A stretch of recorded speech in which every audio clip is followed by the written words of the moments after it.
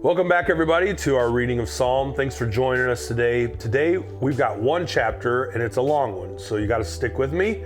We're going through chapter 78, and I highly encourage you to underline or highlight things that stick out to you as we're reading this together. This is so important for us to capture what God is speaking to us through the Word, and different things will be highlighted, maybe even the things I'm going to talk about at the end.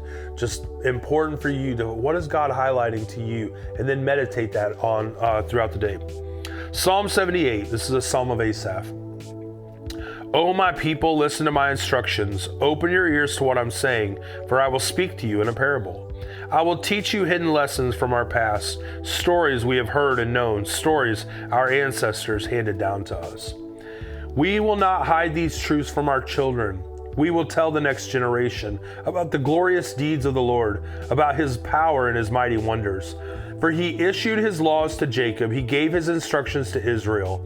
He commanded our ancestors to teach them to their children, so the next generation might know them, even the children not yet born, and they in turn will teach their own children.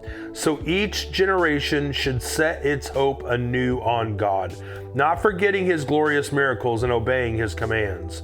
Then they will not be like their ancestors, stubborn, rebellious, and unfaithful, refusing to give their hearts to God. The warriors of Ephraim, though armed with bows, turned their backs and fled on the day of battle. They did not keep God's covenant and refused to live by his instructions. They forgot what he had done, the great wonders he had shown to them, the miracles he did for their ancestors on the plain of Zoan in the land of Egypt. For he divided the sea and led them through, making the waters stand up like walls. In the daytime he led them by a cloud, and all night by the pillar of fire. He split open the rocks in the wilderness to give them water from a gushing spring.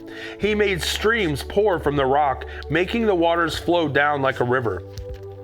Yet they kept on sinning against him, rebelling against the Most High in the desert. They stubbornly tested God in their hearts, demanding the foods they craved.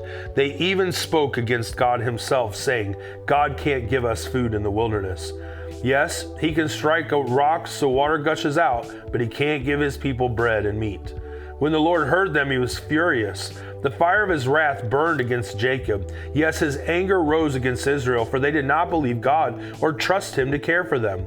But he commanded the skies to open. He opened the doors of heaven. He rained down manna for them to eat. He gave them bread from heaven.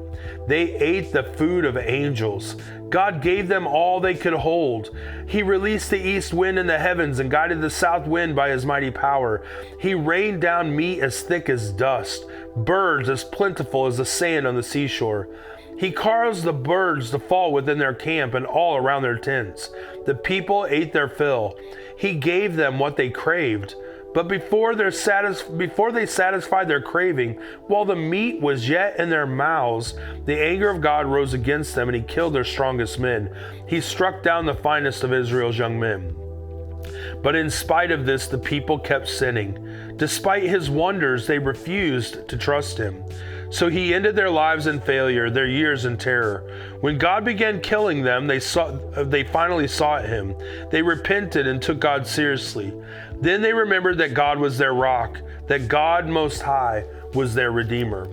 But after all they gave him was lip service, they lied to him with their tongues. Their hearts were not loyal to him. They did not keep his covenant. Yet he was merciful and forgave their sins and did not destroy them all. Many times he held back his anger and did not unleash his fury. For he remembered that they were merely mortal, gone like a breath of wind that never returns. Oh, how often they rebelled against him in the wilderness and grieved his heart in that dry wasteland. Again and again they tested God's patience and provoked the Holy One of Israel. They did not remember his power and how he rescued them from their enemies.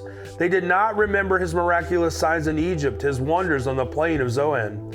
For he turned their rivers into blood, so no one could drink the streams.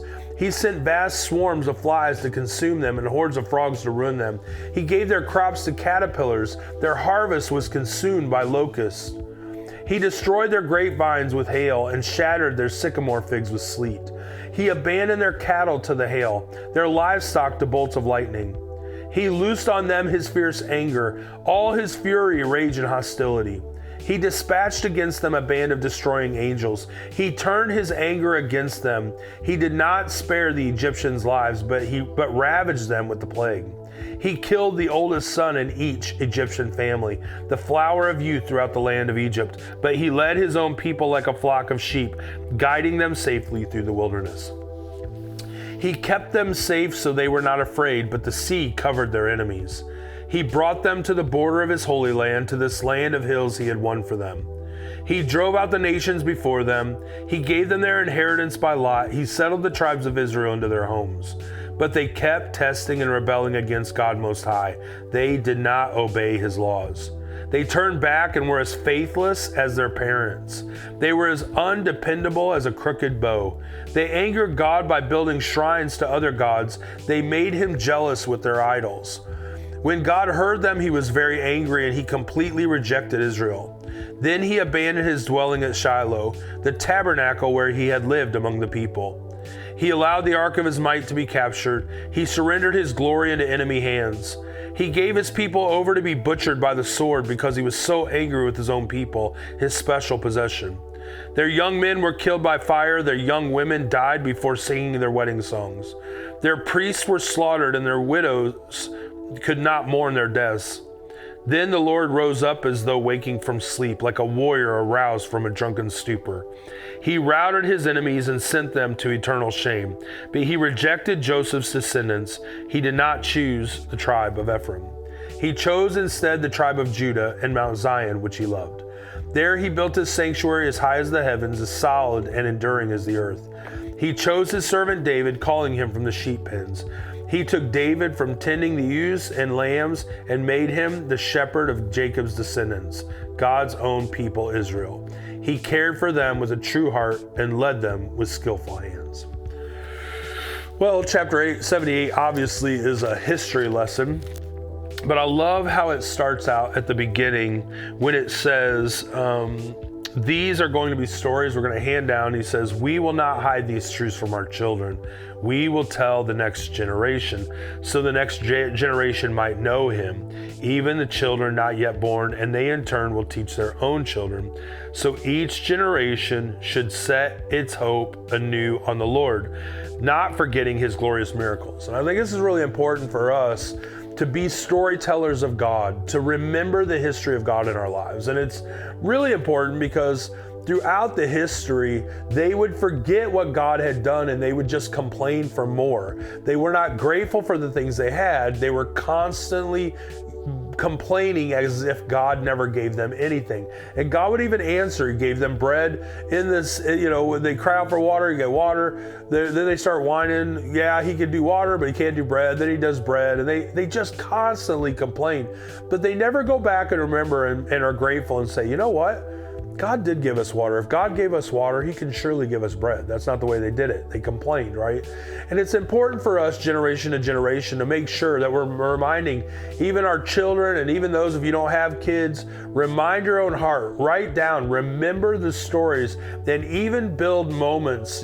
Joshua did that. He built memorial stones to remind even the children, you don't ever have to go back to that side. You never have to go back to Egypt. We already crossed that river, so you get to live on this side of it. And then they get to make it anew in their hearts. They don't make it, it's not a new thing to them, it's anew. It's refreshed in them of the stories of God, so they can continue this journey of God, of the faithfulness of God from generation to generation, even to those not yet born. We need to tell of the things he's done so it continues on and they can set their hearts on God too.